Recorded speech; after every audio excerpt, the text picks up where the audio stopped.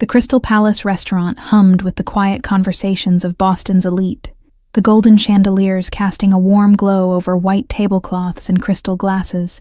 It was the kind of establishment where business deals were sealed with handshakes worth millions, and where the city's most dangerous men came to enjoy fine dining without fear of being disturbed. Frank Gallagher's entrance silenced the room immediately, his imposing figure commanding attention as he strode through the door, flanked by two men in expensive suits. His reputation preceded him, head of the city's most feared crime family, a man who had built his empire on broken promises and shattered kneecaps. The maitre d' nervously guided Frank and his associates to their usual corner table, the one with the best view of both the entrance and the kitchen doors. No one dared to look directly at them, eyes carefully averted as conversation slowly resumed, now noticeably quieter than before. Samantha Clark had been working double shifts for 3 weeks straight, trying to save enough for her grandmother's medical bills. Her feet ached as she approached the feared mobster's table, notepad clutched perhaps too tightly in her trembling hand. "Good evening, gentlemen. May I take your drink orders?" she asked, her voice steadier than she expected. Frank barely looked up, his attention fixed on the conversation with his associates about territory disputes on the north side. When she returned with their drinks, Frank's hand accidentally knocked against his whiskey glass, sending the amber liquid splashing across his tailored suit. The restaurant fell silent as his face contorted with rage, eyes narrowing as he turned his fury toward the waitress. "You stupid girl," he snarled, rising slightly from his seat as everyone watched in horror.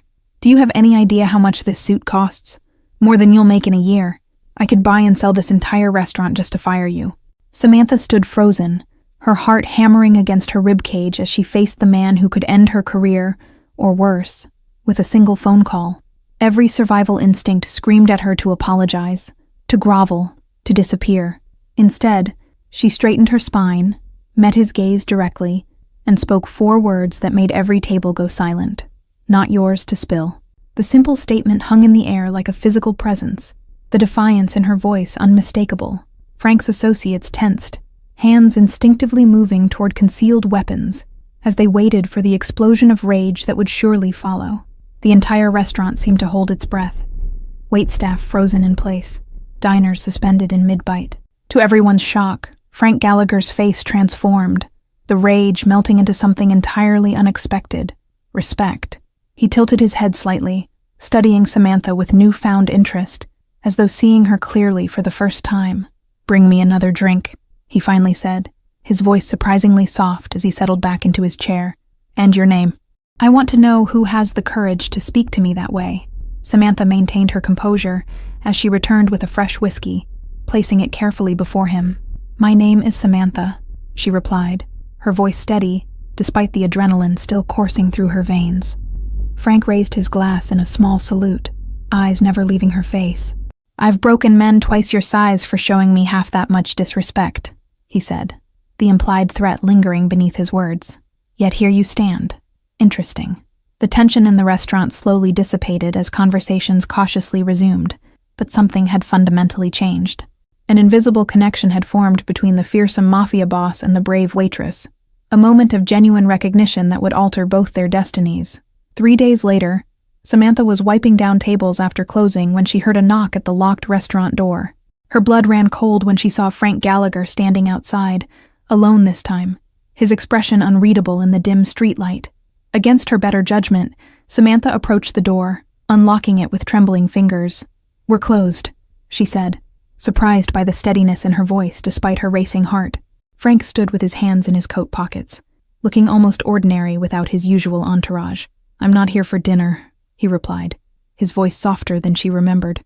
"I wanted to apologize for my behavior the other night." The apology caught Samantha completely off guard, the feared mobster suddenly appearing almost human as he stood awkwardly in the doorway. She had heard many stories about Frank Gallagher, but none had ever mentioned him apologizing to anyone. "May I come in?" he asked, and against every rational thought, Samantha found herself stepping aside to let him enter. The restaurant felt different after hours, intimate and quiet, the empty chairs and dimmed lights creating an atmosphere of strange vulnerability.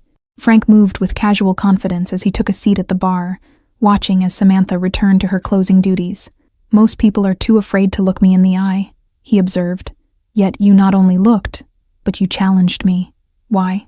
Samantha considered her answer carefully as she folded napkins for the next day's service. My grandmother always taught me that respect is earned, not given, she finally replied. Even to men like you.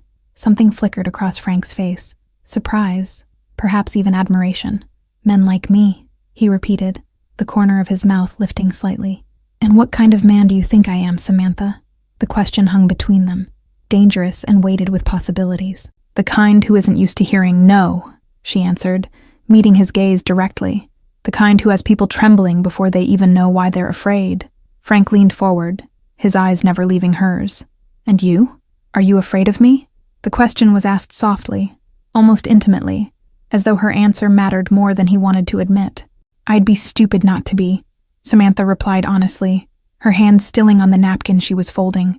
But I'm more afraid of living a life where I cower before men who think their power gives them the right to mistreat others. A genuine smile transformed Frank's face, making him look younger, almost approachable. Brave and honest, he murmured, seemingly to himself. A rare combination in my world. Frank left her his business card before departing, the heavy stock paper bearing only his name and a phone number. If you ever need anything, he said simply, the offer hanging between them like an unfinished sentence. That night, Samantha lay awake staring at her ceiling, the business card on her nightstand feeling like a loaded gun. She knew she should throw it away, cut all ties with a man whose very presence in her life could be dangerous. Instead, her fingers traced the embossed letters of his name, wondering what it said about her that she was already looking forward to seeing him again. A week passed before Samantha ran into Frank again, this time at a small coffee shop 3 blocks from her apartment. He sat alone by the window, reading a newspaper, looking surprisingly normal in jeans and a casual sweater, rather than his usual tailored suit. Their eyes met across the room, and for a moment, Samantha considered pretending she hadn't seen him. Instead, she found herself walking toward his table, drawn by a curiosity she couldn't quite explain. Mind if I join you? She asked, clutching her coffee cup like a shield. Frank folded his newspaper and gestured to the empty chair across from him, his eyes warming with something that might have been pleasure. The conversation started awkwardly, but soon flowed with surprising ease. Frank asked about her studies. Nursing, she told him, and listened with genuine interest as she described her grandmother's struggle with Parkinson's disease and her own determination to help others facing similar challenges. You seem to have your life figured out, Frank observed, stirring his coffee thoughtfully. A clear purpose, a direction. Not many people have that kind of certainty. Samantha tilted her head, studying him. And you? Did you always know you would become... She trailed off, unsure how to politely reference his criminal empire in the middle of a coffee shop on a sunny Tuesday morning. Frank's laugh was unexpected, a rich sound that transformed his face. No one dreams of becoming what I am when they're a child, he admitted, his voice dropping lower. Life happens, choices are made, and one day you wake up and realize you've built something you can't walk away from. The honesty in his voice touched something in Samantha, making her see beyond the fearsome reputation to the complicated man beneath. Is that what you want now? To walk away? Frank's eyes darkened as he leaned forward. Let's just say I've been questioning certain aspects of my life lately, he admitted, surprising himself with his candor. Meeting someone who isn't afraid to speak the truth can be illuminating. They parted with a promise to meet again, this time deliberately, at a small Italian restaurant far from Frank's usual haunts. As Samantha walked away, she felt herself standing at a crossroads, aware that every step toward Frank Gallagher was a step into dangerous territory. That evening, Samantha's phone buzzed with a text message from an unknown number. Thank you for the conversation today. It's been a long time since someone spoke to me as a person, not a position. She read the message 3 times before saving the number under his name. Her grandmother would call this playing with fire, Samantha thought as she typed a response. The problem was, she had always been fascinated by the dance of flames, the way they could both warm and destroy, their unpredictable beauty drawing you closer, even as instinct warned you to keep your distance. In the shadows across the street from Samantha's apartment, a car idled with 2 men inside, watching her windows. Boss wants us to keep an eye on her, the driver explained to his partner. Says she's off limits to everyone, including our own crew. Must be someone special. 2 worlds were indeed colliding. The ordinary life of a hardworking waitress and nursing student, and the shadowy empire built on power and fear. What neither Frank nor Samantha realized was just how explosive that collision would ultimately prove to be. 2 weeks after their coffee shop encounter, Frank and Samantha had fallen into a cautious rhythm of clandestine meetings and late-night phone calls.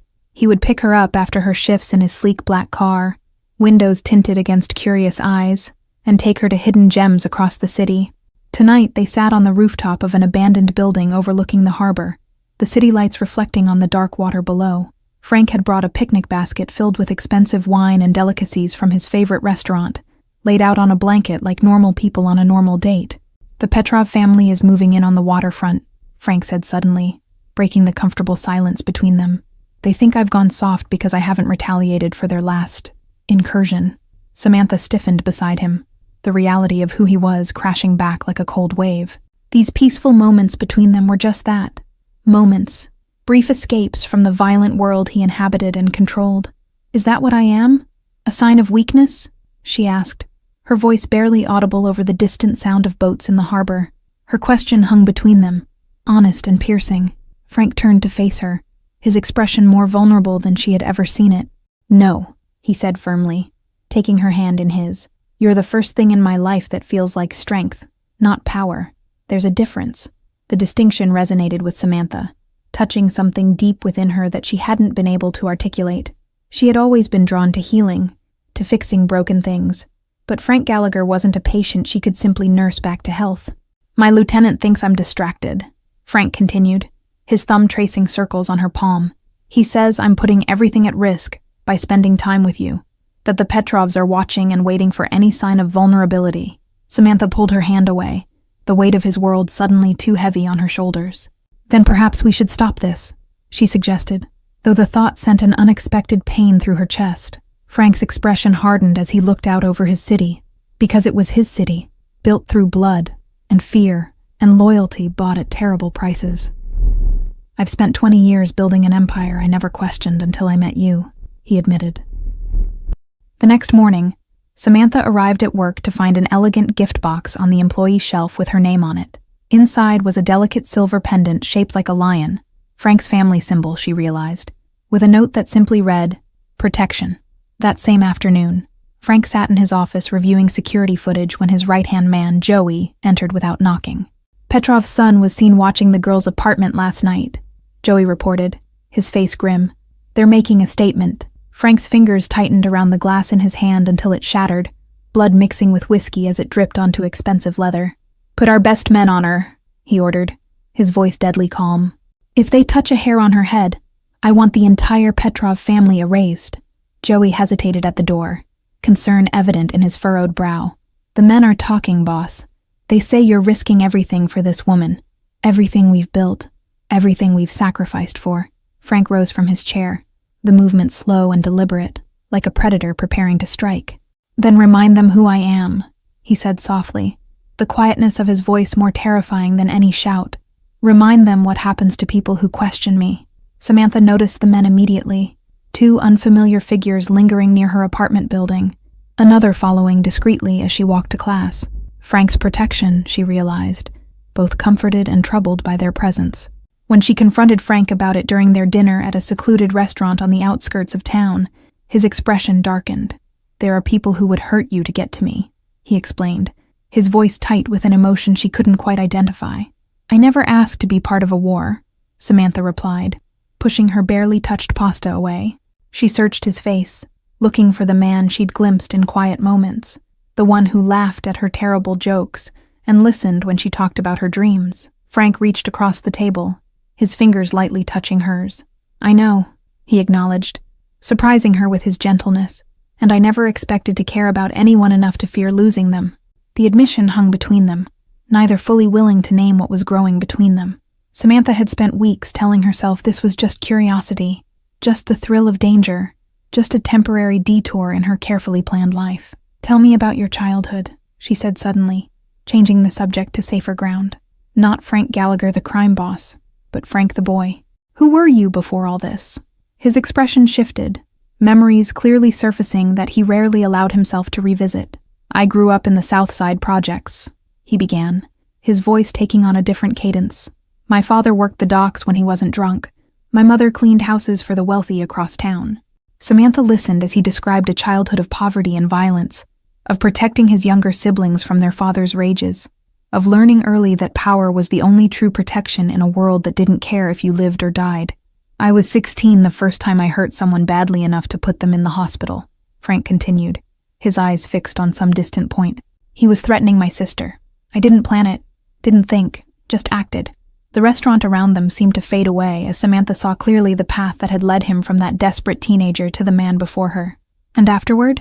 she asked softly, knowing the answer but needing to hear him say it. Frank's eyes met hers, unflinching in their honesty. "Afterward, I realized I was good at violence, that people feared me, that fear could be more valuable than money in the world I inhabited." Later that night, as they walked along the empty beach, waves crashing against the shore in rhythmic pulses, Samantha made a decision that went against every rational thought. She stopped walking, turned to face him, and kissed him first, claiming the moment as her choice, her desire. Frank responded with unexpected tenderness, his hands cradling her face as though she were made of something precious and fragile. When they finally broke apart, the look in his eyes made her heart stutter in her chest. "I'm falling in love with you," he whispered against her hair as they stood embracing under the stars, "and it terrifies me more than anything I've faced in my life." Samantha closed her eyes, absorbing the truth of his words, and the matching feeling growing in her own heart. "I know," she replied simply, because what else could she say? They were falling in love across an impossible divide, each step bringing them closer to a reckoning neither could avoid. 6 weeks into their relationship, Samantha was finishing her shift when she noticed an unfamiliar black car idling across from the restaurant. The hair on the back of her neck stood up as she realized the men inside weren't Frank's people, their postures too rigid, eyes too cold as they watched her. She quickly texted Frank, her fingers shaking slightly. "Strange car watching the restaurant. Not your men." His response was immediate. "Stay inside. I'm sending Joey. Don't leave alone." Within 15 minutes, Joey arrived with 3 other men, their presence causing the strange vehicle to pull away from the curb and disappear into traffic. "Boss wants you at his place tonight," Joey informed her, his expression giving nothing away. Frank was waiting at the door of his penthouse when they arrived, his face a mask of controlled fury. As soon as she was safely inside, he pulled her into a fierce embrace, his heart hammering against her cheek. "The Petrovs sent a clear message today," he explained after releasing her, pouring himself a generous whiskey. "They want me to know they can get to you anytime they choose." Joey paced the perimeter of the penthouse, phone pressed to his ear as he coordinated additional security measures with Frank's most trusted men. His loyalty to the boss had never wavered in 15 years, but he'd never seen Frank like this. Vulnerable, distracted, his legendary focus fractured by concern for this woman. "The Petrovs aren't just challenging your territory," Joey explained later, spreading surveillance photos across Frank's desk. "They're testing your resolve, seeing if the rumors about your distraction are true." The word hung in the air, loaded with implications about Frank's changing priorities. Frank studied each photograph with cold precision, recognizing Viktor Petrov's signature in the escalating provocations. Unlike Frank's calculated strategy, Viktor operated on emotion and spectacle, believing fear was most effective when it was unpredictable and theatrical. "They won't stop at threats," Frank acknowledged, remembering Viktor's reputation for mutilating enemies' loved ones as messages. "They want me to choose between appearing weak by protecting you or heartless by sacrificing you." In the kitchen, Samantha prepared coffee with trembling hands, overhearing fragments of their conversation that painted a horrifying picture of what might be coming. She had known Frank was dangerous, but only now did she truly comprehend the violent world she had stumbled into with those 4 words in the restaurant. Samantha sank onto his leather couch, the reality of her situation suddenly overwhelming. "This isn't just going to go away, is it?" she asked, though she already knew the answer. "As long as I'm with you, I'm a target." Frank knelt before her, taking her hands in his. "I can protect you," he promised with an intensity that should have reassured her.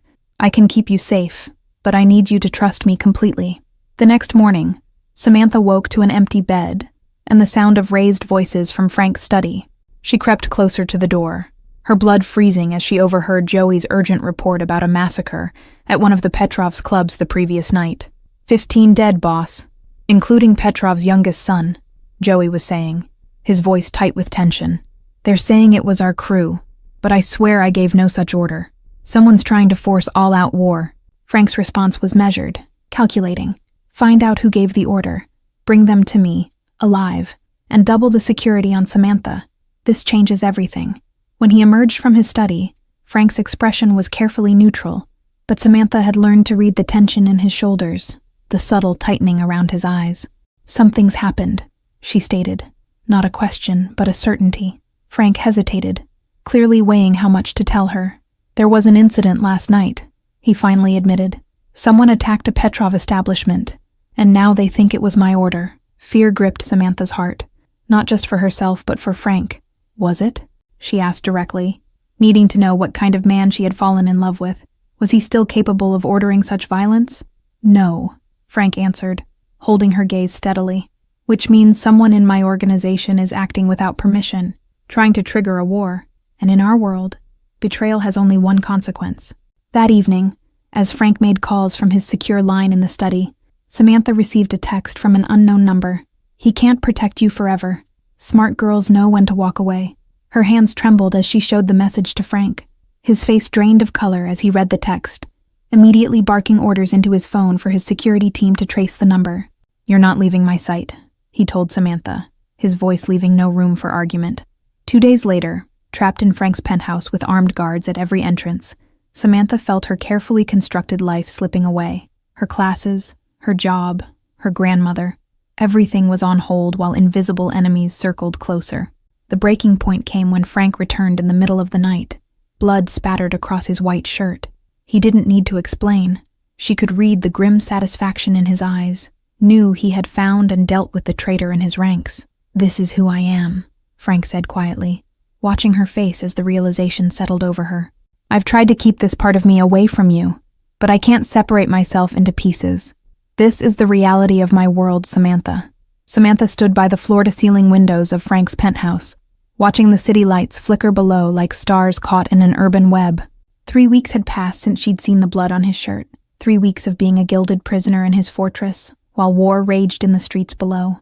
My grandmother called again today, she said without turning as Frank entered the room. She doesn't understand why I can't visit her, why I've missed so many classes. I'm running out of excuses. Frank approached cautiously, maintaining the careful distance that had grown between them since that night. The Petrovs have gone quiet, he offered, like a peace treaty. Too quiet. They're planning something big. Samantha finally turned to face him, her expression resolute. I can't live like this anymore, Frank. This isn't a life. It's a cage, no matter how expensive the bars. Something shifted in Frank's eyes, a realization dawning that he had perhaps been avoiding for weeks. What are you saying? He asked, though the tension in his jaw suggested he already knew her answer. I'm saying I need to go home, back to my apartment, my job, my studies, Samantha replied, her voice steady despite the tears threatening to fall. I need my life back, a normal life without constantly looking over my shoulder. Frank's hands clenched at his sides, the battle between love and control playing out across his features. They'll kill you to hurt me, he said flatly, the brutal truth of their situation laid bare between them. Samantha stepped closer, placing her palm against his cheek, feeling the stubble rough beneath her fingers. Then what's the alternative? I stay locked in this tower forever? You continue killing to protect me until there's no one left to fear? The question hung between them, impossible to answer, yet demanding resolution. Frank covered her hand with his own, turning his face to press a kiss against her palm. There is another way, he said finally, his voice so low she had to lean closer to hear him. But it would mean giving up everything I've built, everything I am. Samantha's heart stuttered in her chest, hope and disbelief warring within her. What are you saying, Frank? He moved away, pacing the length of the window before turning back to her with newfound determination. I could walk away, transfer control to Joey, liquidate my holdings, disappear, start over somewhere new.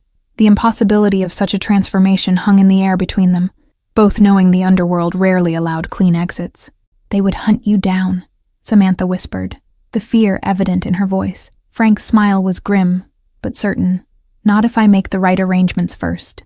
Not if I ensure the transition is profitable for everyone involved. There's always a price for freedom. I just need to be willing to pay it. Willing to pay.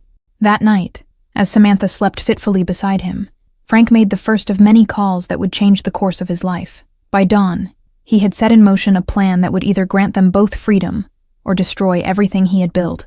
"I need you to trust me one last time," Frank told Samantha over breakfast, sliding a passport across the table to her. "I've arranged for you to stay with my cousin in Vancouver while I finish things here. 3 weeks, a month at most." Samantha's fingers traced the unfamiliar name on the passport. Claire Bennett, the weight of this new identity like a stone in her stomach. The photograph looked like her, but the eyes stared back with a stranger's gaze, someone without a past or connections. "What about my grandmother?" she asked, the realization hitting her that disappearing meant abandoning the woman who had raised her. The nursing home bills, the weekly visits that brightened the old woman's increasingly confused days, all of it would end abruptly. Frank had anticipated this concern, sliding another document across the table. Transfer papers for her grandmother to a private care facility in Vancouver. All expenses covered through an anonymous trust. "She'll join you once you're settled," he promised. The preparations were meticulous, revealing how long Frank must have been considering this option. Financial arrangements, secure communications channels, contingency plans layered upon contingency plans. This wasn't an impulsive decision. It was a chess game planned many moves ahead. Joey entered without knocking, his expression grim as he whispered something in Frank's ear that made the blood drain from his face. "We need to move up the timeline," Frank announced, all traces of tenderness vanishing beneath the mask of the strategist. "You're leaving tonight." The small cabin on the outskirts of Vancouver was nothing like Frank's luxurious penthouse, its rustic simplicity a stark contrast to the opulence she had grown accustomed to. Samantha found unexpected peace in the isolation, in the rhythm of days measured by sunrise and sunset rather than danger and fear. Frank's cousin, a quiet man named David, who had left the family business decades ago to become a carpenter, asked few questions and offered simple wisdom. Frank was always different, he told her one evening, as they sat on the porch, watching the mountains fade into darkness. "Different how?" Samantha asked, wrapping her hands around a mug of tea, hungry for any insight into the man she had fallen in love with, despite every rational thought. David considered the question, his weathered face thoughtful in the fading light. He felt things more deeply, the injustice, the poverty, the helplessness. Where others saw opportunity in crime, Frank saw protection, power to change things. The weeks stretched into a month with only sporadic, carefully worded messages from Frank. "Progress being made. Stay safe. I miss you." Each one a lifeline Samantha clung to as doubts crept in during the long, quiet nights. Then came the news reports. A massive federal raid on organized crime in Boston. Dozens arrested, including several high-ranking members of the Gallagher organization. Samantha watched in horror as Joey's face appeared on screen, being led away in handcuffs. No mention of Frank Gallagher, no images of his arrest, no confirmation of his fate. The uncertainty was a physical ache, as Samantha waited by the phone that remained stubbornly silent, fearing the worst with each passing hour. On the 36th day of her exile, a nondescript car with rental plates pulled into the cabin's driveway. Samantha watched from the window, heart pounding, as a man in a baseball cap and sunglasses emerged slowly from the driver's seat. She recognized his walk before she could see his face, the confident stride now tempered with caution, shoulders set with new wariness. Frank looked thinner, his face more angular under several weeks' growth of beard, but his eyes when he removed the sunglasses were the same. "It's done," he said simply when she opened the door, standing on the threshold as though uncertain of his welcome. "Joey took a deal to testify against the Petrovs. The feds got what they wanted, and I got my exit." Samantha stepped forward into his embrace, breathing in the unfamiliar scent of drugstore soap instead of his expensive cologne. "And your empire?" she asked against his chest, needing to understand the sacrifice. Frank's laugh held no bitterness, only relief. "Dismantled, divided, destroyed. I kept enough to start over, legitimate investments, offshore accounts the feds couldn't touch. Not rich, but comfortable." That night, lying beside him in the narrow bed, Samantha traced the new scar that ran along his ribs, evidence of dangers he hadn't shared in his sparse communications. "Was it worth it?" she whispered into the darkness. Frank gathered her closer, his heartbeat steady under her ear. "I spent 20 years building something I thought would make me powerful," he murmured. "Then you showed me in 4 words that true power isn't controlling people through fear. It's having the courage to walk away from everything for something that matters more." 2 days later, they crossed the border into Montana with new identities. Mark and Claire Bennett, a couple looking to start a small business in a quiet corner of America. their past scrubbed clean through channels that cost Frank the last of his underworld connections. The motel they stayed in that first night was unremarkable, the kind of place that accepted cash without questions, where guests avoided eye contact in the cramped breakfast area. Frank swept the room for surveillance devices out of habit, the methodical search a ritual he couldn't yet abandon. Samantha watched him from the bed, struck by how ordinary he looked in faded jeans and a flannel shirt bought at a roadside store. The transformation wasn't just in his appearance, but in how he carried himself. The intimidating presence deliberately diminished, shoulders slightly rounded, gaze less direct. They traveled eastward first, a misdirection in case anyone was tracking their movements, before doubling back through small towns with forgettable names. Frank's paranoia dictated they switch vehicles 3 times, each car more modest than the last, erasing the final traces of the man who once rode in chauffeur-driven luxury. In a diner outside Billings, Frank tensed when a state trooper entered, his hand instinctively moving toward a weapon he no longer carried. Samantha covered his hand with hers, squeezing gently until the rigid set of his shoulders relaxed, the moment of panic passing unnoticed by other customers. The town they eventually chose was selected from a short list of 5 possibilities, each vetted through Frank's dwindling network of contacts. Small enough to offer anonymity, economically stable enough to support a new business, and, most importantly, outside the spheres of influence of anyone who might recognize Boston's most feared crime boss. The town they chose was small enough to be overlooked, large enough to disappear in. They purchased a struggling bookstore with an apartment above, the simple space becoming home as they filled it with carefully chosen treasures rather than expensive showpieces. 3 years passed in the quiet rhythm of their new existence, the bookstore slowly transforming into a community hub under Samantha's careful guidance. They added a coffee corner, hosted reading groups, became fixtures in a town that accepted them without question. Frank, now firmly established as Mark, discovered unexpected satisfaction in the ordinary. He maintained the building, ordered inventory, kept the books with the same meticulous attention he had once given to territory disputes and protection payments. "Mrs. Reynolds asked again about your secret past today," Samantha teased one evening as they closed up shop. "She's convinced you were either CIA or a famous author writing under a pseudonym. If only she knew." Frank smiled as he locked the register, the gesture now coming naturally after years of practiced normalcy. "What did you tell her this time?" he asked, slipping his arm around Samantha's waist as they climbed the stairs to their apartment. "That you're a man who loves his privacy almost as much as you love your wife," she replied, the gold band on her finger catching the light as she unlocked their door. The simple ceremony at the local courthouse a year ago had been nothing like the lavish wedding a mob boss might have had, but perfect in its quiet sincerity. Some nights, Samantha still woke to find Frank standing at the window, scanning the street with old habits that died hard. But those nights grew fewer as seasons passed, as the man who had once controlled Boston's underworld found peace in Wednesday night community board meetings and Sunday morning pancake breakfasts. They never spoke of Boston anymore, though they both monitored the news. The Petrov organization had eventually fallen to a rival family, while what remained of the Gallagher crew had scattered to the winds, most ending up in prison or witness protection. Occasionally, Frank would catch himself reaching for a weapon that was no longer there when a car backfired or a stranger lingered too long outside their store. Samantha would quietly take his hand in those moments, anchoring him to their present reality. The bookstore thrived in its modest way, becoming known for its carefully curated selection and the owner's uncanny ability to recommend exactly the right book for each customer. "You always could read people," Samantha observed after watching Frank spend an hour helping a troubled teenager find something that sparked his interest. Frank shrugged, uncomfortable with praise he still wasn't accustomed to receiving. "I just pay attention," he replied, though they both knew his insight came from years of assessing threats and opportunities, skills now redirected toward gentler purposes. On quiet evenings, they would sometimes walk to the small park at the edge of town, hands intertwined as they watched the sunset paint the sky in colors. No penthouse view could ever match.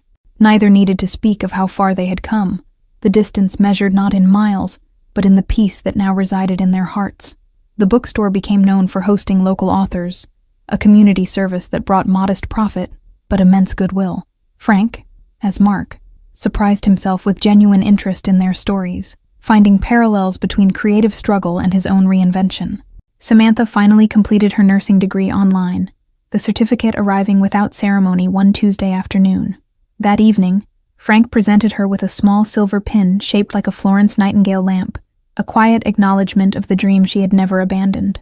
Their apartment gradually filled with photographs, not of their past, but of this new life, camping trips to nearby mountains, community fundraisers, holiday gatherings with neighbors who had become friends, each image a testament to possibilities neither had imagined 3 years earlier. Once, a customer from Boston browsed their military history section, his Boston accent triggering a moment of paralyzing fear in Frank. The man chatted casually about his hometown, never noticing how the shopkeeper's responses grew measured, how his hand gripped the counter edge until knuckles whitened. After the Boston visitor left, Samantha found Frank in the storeroom, breathing deeply to calm the racing of his heart. "It gets easier," she promised, wrapping her arms around him from behind. One day at a time, one breath at a time. And she was right. Each such encounter became less terrifying, the ghost of Frank Gallagher fading a little more with each test passed. The local sheriff became a regular, stopping by each morning for coffee and conversation, completely unaware that the mild-mannered bookseller had once commanded men who would kill at his word. Frank found unexpected irony in their friendship, in the way the officer would share small-town police stories with someone who had orchestrated crimes that would have shocked him to his core. "Do you ever regret it?" Samantha asked one night, as they sat on their small balcony, sharing a bottle of wine that cost a fraction of what Frank once spent without thought. "The power, the money, the respect. Do you miss any of it?" Frank considered the question seriously, as he did all her questions, his thumb tracing circles on the back of her hand. "I thought I would," he admitted. "I expected to feel the loss like a phantom limb, but what I found instead was space for something better to grow." The door to their apartment opened to reveal David, visiting from Vancouver for the week, carrying dessert from the local bakery. "Still can't believe my cousin became a respectable businessman," he teased, setting the box on the table. "All because a waitress had the courage to say 4 words to the most dangerous man in Boston," Frank replied, his eyes finding Samantha's across the room, the love in them unchanged by the passage of years. The bookstore celebrated its 3rd anniversary with a small community gathering. Locals who had become friends, raising glasses to the quiet couple who had transformed a failing business into a beloved institution. No one there could have imagined the man serving cake had once made rivals tremble with a single look. As the last guest departed, Samantha found Frank standing in the center of their shop, taking in the space they had created together. "What are you thinking?" she asked, coming to stand beside him. "I'm thinking about how one moment can change everything," he replied, pulling her close. 4 words in a restaurant, and suddenly the path I'd been on for 20 years didn't make sense anymore. Samantha smiled, remembering the frightened waitress she had been, the unlikely courage that had risen within her that night. "Not yours to spill," she whispered, the words that had altered both their destinies forever. Thank you all for following this story. If you're enjoying it, write in the comments where you're watching from, and don't forget to like, subscribe, and share the video, because your support is important for me to continue here.